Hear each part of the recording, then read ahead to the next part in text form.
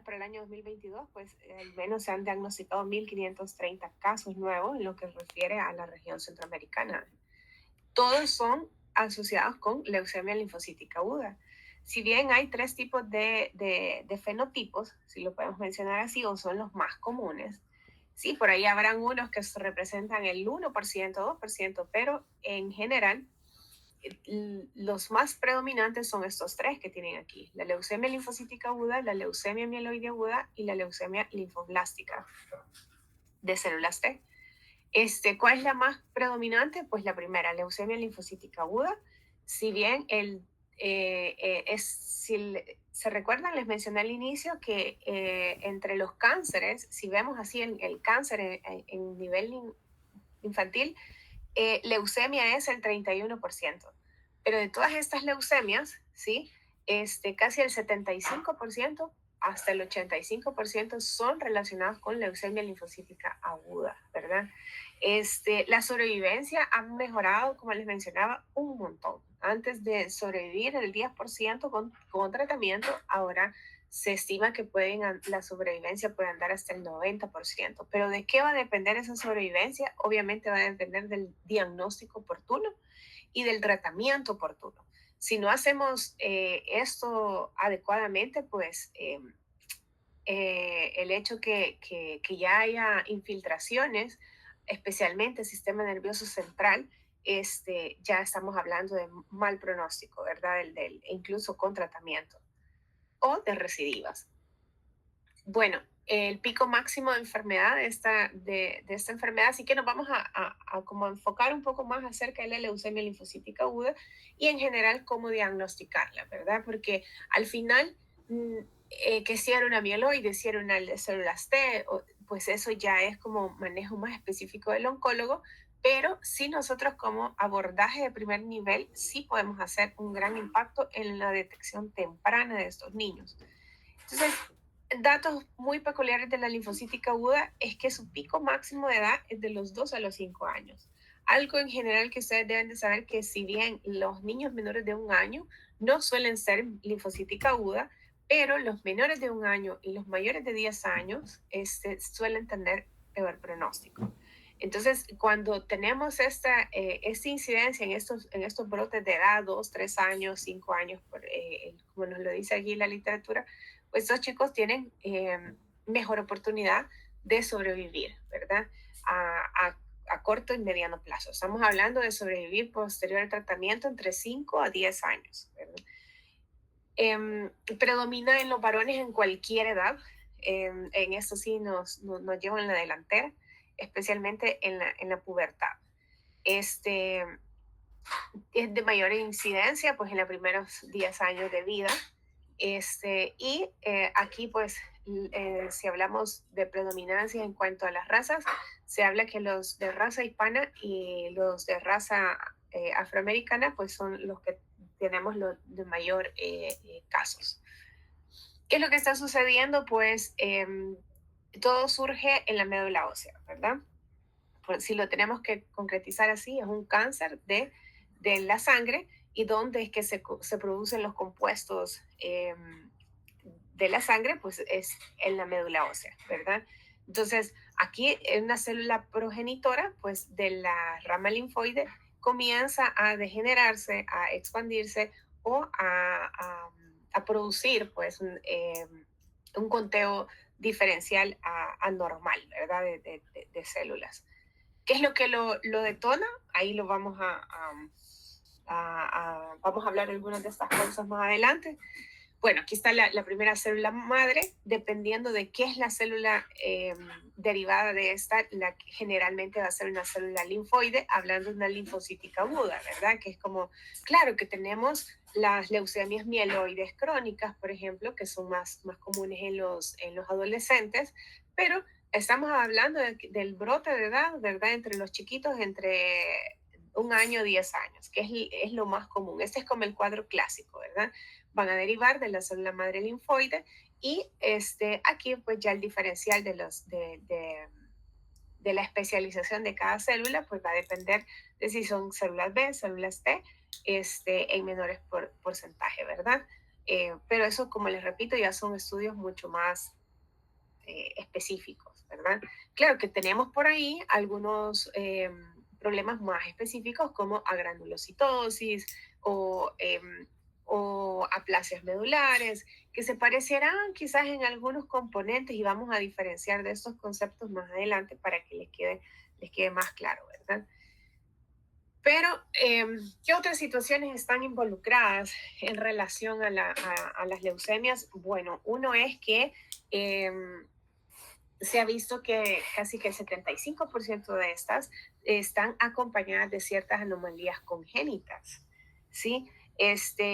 Algunos modelos pues, experimentales nos han determinado de cómo existen ciertas traslocaciones cromosómicas, como pueden ser incluso el cromosoma Filadelfia, que más o menos más adelante lo vamos a ver, en qué consiste la presencia de estos alteraciones cromosómicas nos habla de que pues, debemos de buscarlo, ¿verdad? O la existencia de antecedentes familiares muy fuertes como los gemelos, ¿verdad? Si un gemelo debuta, el otro gemelo tiene el doble de probabilidades de desarrollar la enfermedad comparado con cualquier otro niño de su edad.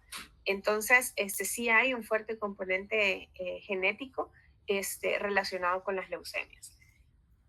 Y hay otras enfermedades cromosómicas como las que ustedes están viendo ahí. Todas estas enfermedades cromosómicas están asociadas con, o sea, tienen entre el 30 y el 50% de probabilidades de acompañarse de cuadros de leucemia.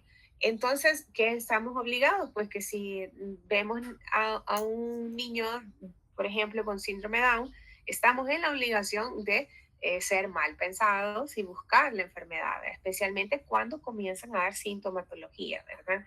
¿Por qué? Porque tienen más probabilidades que cualquier otro niño de su misma edad desarrollar la enfermedad. ¿Por qué? Porque tiene cierto, recuerden que esas son enfermedades cromosómicas, ¿verdad? Entonces, sí existe una relación y ahí hay otras, por ejemplo, la anemia de Fanconi y todos los demás que están ahí, la neurofibromatosis, están relacionados, todos tienen componentes hereditarios, todos tienen componentes cromosómicos. ¿Verdad? Pero esta es la translocación que se da en el cromosoma 9 y el cromosoma 22. O sea, es como una rotación, digamos, de se combinan estos dos cromosomas para formar el llamado cromosoma Filadelfia. Ahí esa fusión que se genera, digamos, pues se ha visto cómo puede estar incluso más presente en los casos de leucemia mieloide crónica. Entonces, también nos habla mucho de pronóstico. La presencia de esta traslocación a nivel cromosómico nos habla mucho del pronóstico, o sea, de la respuesta favorable que puede llegar a tener este paciente ante un tratamiento. Obviamente que no solamente vamos a hablar de la presencia o no del cromosoma, sino que, como les mencionaba, importa mucho la vaya, el punto en la evolución de la enfermedad es donde encontramos, ¿verdad? Donde se hace la detección y se inicia el tratamiento. Eso también marca bastante el pronóstico del paciente. ¿Verdad? Pero si estamos haciendo un diagnóstico tardío y vemos la presencia de este tipo de alteraciones cromosómicas, obviamente estamos hablando de que ese paciente tiene peor pronóstico. ¿Qué factores predisponentes o qué es lo que se relaciona, qué es lo que causa, cómo surgen las leucemias? ¿Sí? Algunas asociaciones o algunos componentes que la literatura nos menciona. Por ejemplo, algunos nos mencionan la relación de ciertos agentes virales con el virus de Epstein-Barr. Se ha visto cómo el antecedente de la enfermedad predispone, ¿sí? Al desarrollo de leucemia, ¿verdad? Sí, se ha visto una asociación muy fuerte, ¿verdad? Otros tenemos, por ejemplo, los ambientales. En los ambientales de hoy en día, ¿verdad? ¿De qué no se habla, verdad? De los componentes aditivos cancerígenos en la dieta, exposiciones a quimioterapia, radioterapia, um, algunas, bueno, y sí se ha visto, por ejemplo, las radiaciones masivas, como fue el caso se recuerda en el caso histórico de Hiroshima y Nagasaki, que fue una gran contaminación, ¿verdad? Y muchos de los sobrevivientes o familiares pues desarrollaron la enfermedad. Y bueno, los componentes genéticos que estuvimos hablando, eso es parte de, hay muchos que hablar en relación al tema, realmente aquí hay una combinación de todo, ¿verdad? Entre los componentes genéticos, los componentes medioambientales, y que pueden predisponer al desarrollo de la enfermedad. Y bueno, ¿cómo se da en la presentación clínica de la enfermedad? Va a depender también del grado de infiltración hacia la médula ósea e incluso a otros órganos. Entonces, así es como vamos a ver la diferenciación entre, entre los cuadros clínicos. Rara vez vamos a ver un paciente debutando con una pancitopenia como tal. No sé si queda claro el concepto de pancitopenia, ya lo habían escuchado antes o esta es primera vez que se relacionan con un término como este. Hola.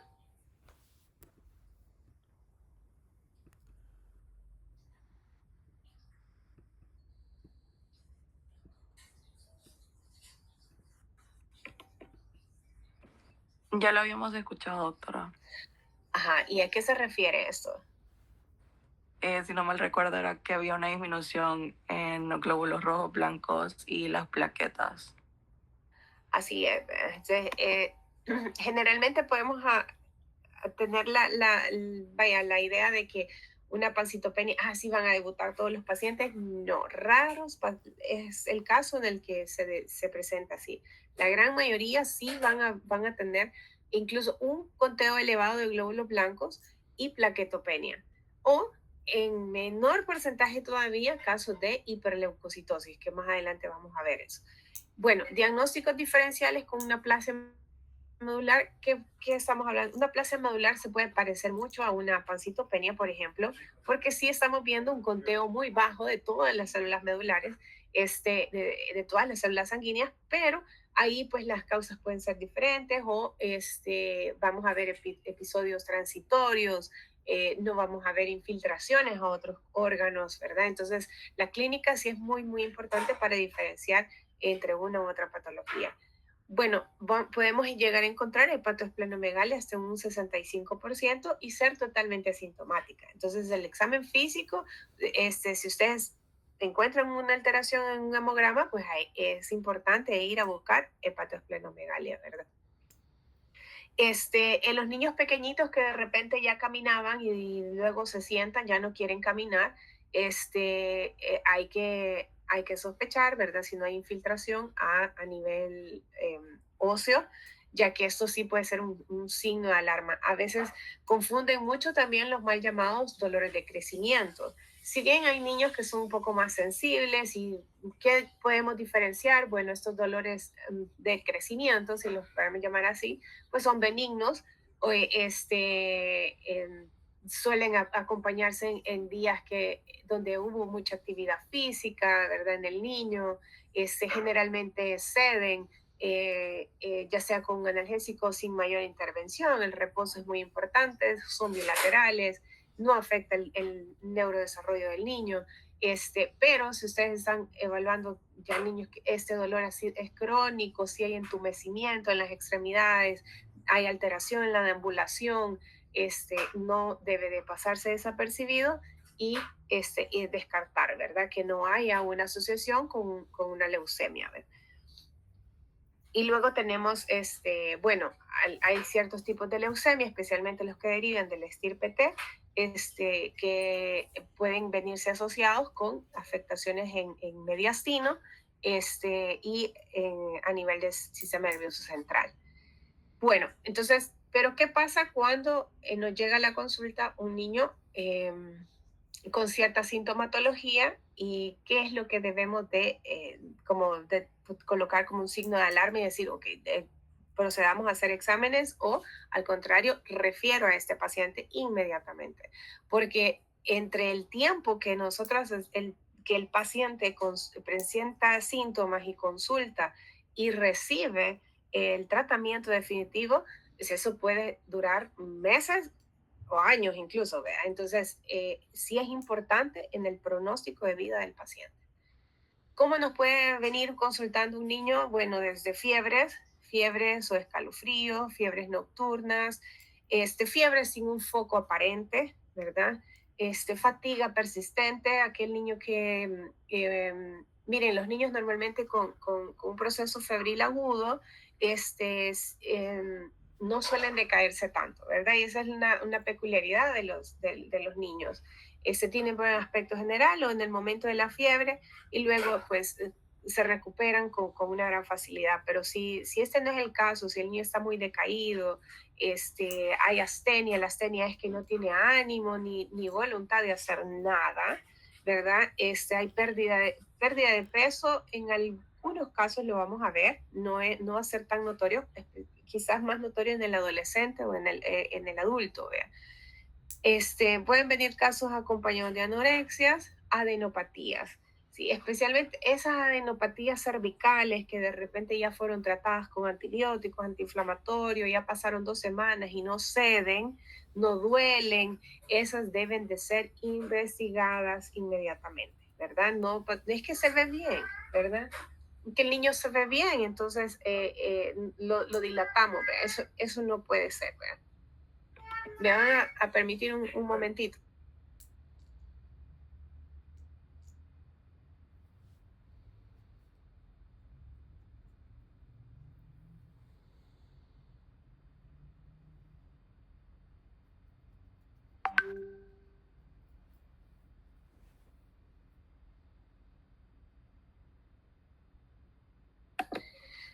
Bueno, para continuar, ¿qué otra sintomatología podemos tener aparte de esas adenopatías?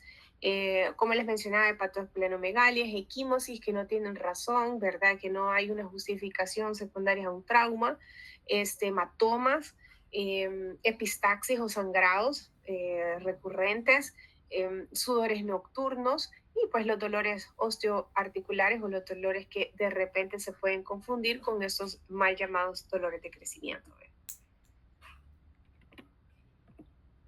Bueno, entonces, ¿qué procede? Luego de paciente que tiene sintomatología, hacer un hemograma, ¿verdad? Muy básico, un frotis de sangre periférica, buscar blastos, ¿verdad? En el frotis, esos son mandatorios.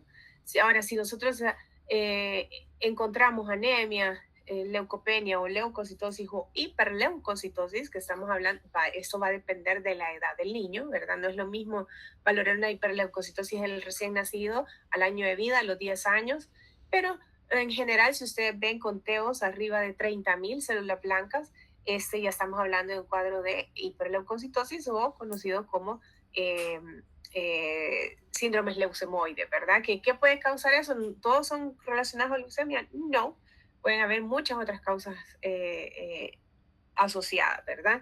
Pero sí es importante de que si vemos un cuadro así, pues hagamos un frotis de sangre periférica y busquemos blastos.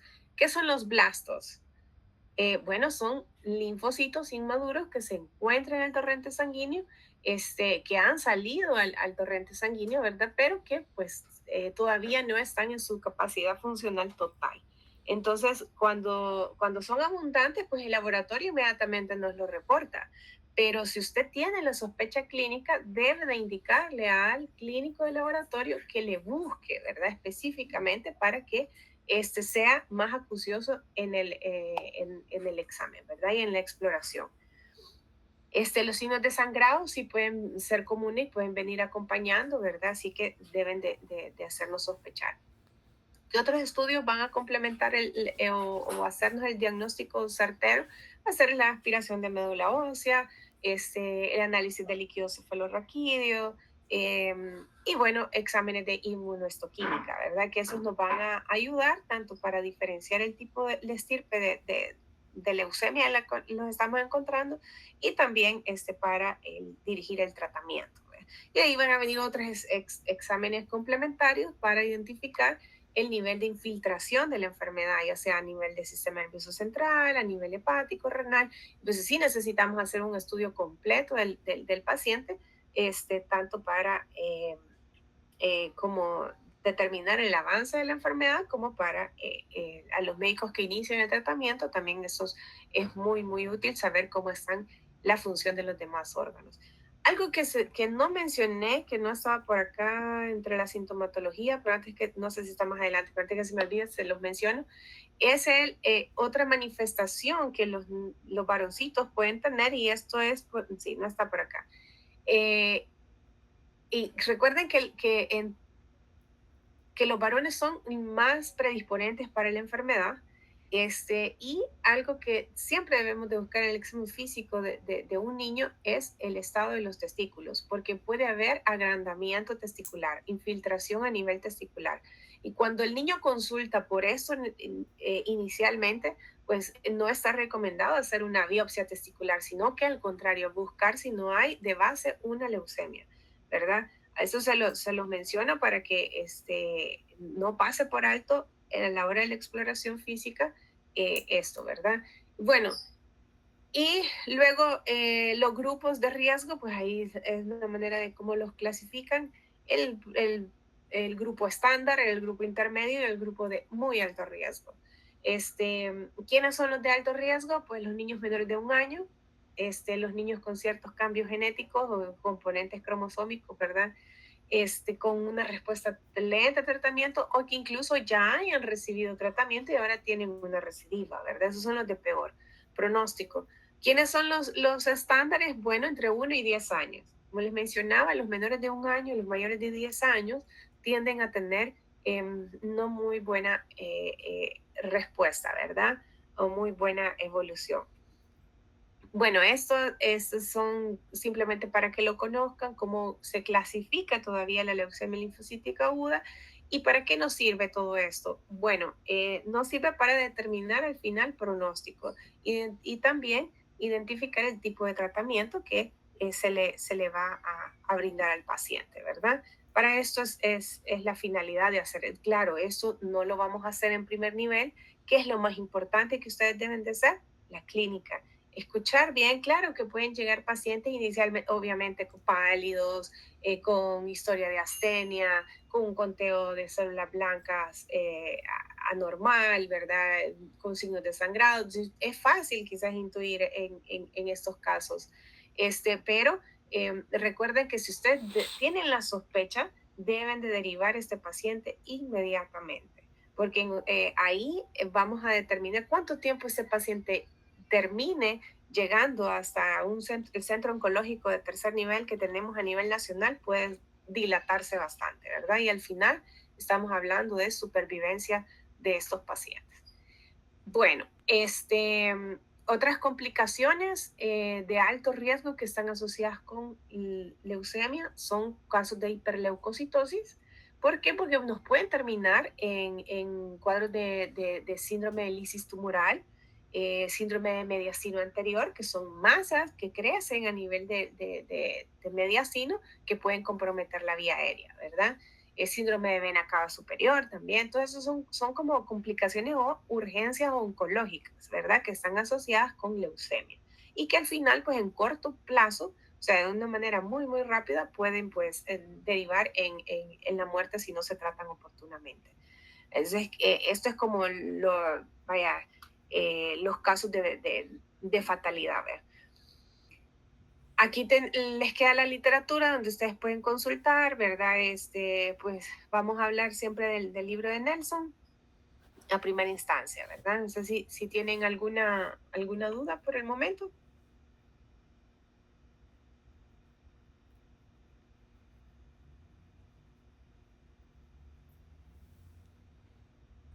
No, doctora. No, doctora. Ok, quedó todo claro. ¿Ya han visto pacientes con leucemia?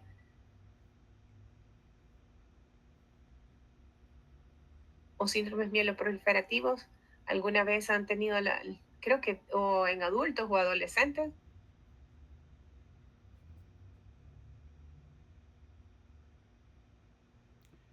Quizás más que todo en adolescentes y adultos. Ajá. Bueno, de tener la oportunidad pues de ver un caso en el hospital, sean acuciosos, pregunten, porque miren, ustedes deben de prepararse al hecho de que un día van a estar en consulta de primer nivel y que deben de tener muy en claro cómo dar el abordaje inicial. Es muy, muy importante, porque estos pacientes pueden llegar consultando por eh, eh, un dolor de piernas, por decirles así, ¿verdad? Y decir como, ah, no, es que el niño tiene dolores de crecimiento, o vaya a su casa a hacer Taminofen y más nada. Y si no hay algo más por ahí, ¿verdad? O sea, están en la obligación de ser más acuciosos en el examen físico y enviar un leucograma, frotis de sangre periférica inicial, y si ven alguna anormalidad o algo que les llame la atención, derivarlo inmediatamente, ¿verdad? Eso es como parte yo sé que no a todos van a sentir el gusto probablemente en el área de la pediatría o mucho menos en el área de la oncología, pero sí podemos marcar una gran diferencia con un diagnóstico temprano. Ese es como el mensaje inicial. ¿Qué es lo que más me interesa de esto? Que ustedes sepan identificar cómo detectarlo por clínica, ¿verdad? Y qué son las medidas o los abordajes que ustedes sí pueden llegar a hacer, ¿verdad? O cómo pueden llegar a impactar en estos pacientes. Bueno, si no tienen más preguntas, daré por entendido que les quedó claro. Y si no, pues estamos a la orden para cualquier consulta. Gracias, doctora. Muchas gracias, doctora. Gracias, doctora. Doctora. Gracias, doctora. Gracias, doctora.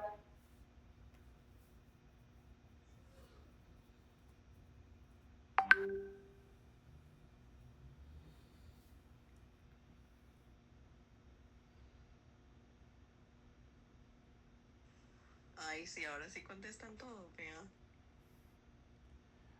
Más terminó en decir de que cualquier duda sea la orden cuando ya se había ido a la mierda.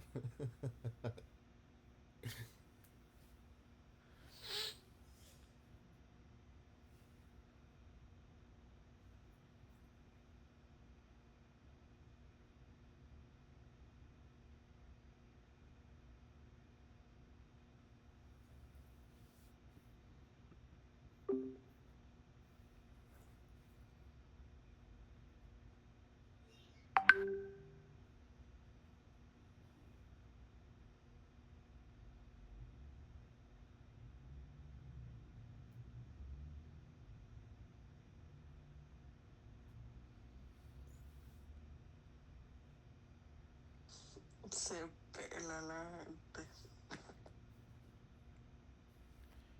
¿Y qué ondas? ¿Vas a ir a clases tú ahí a casa escuela?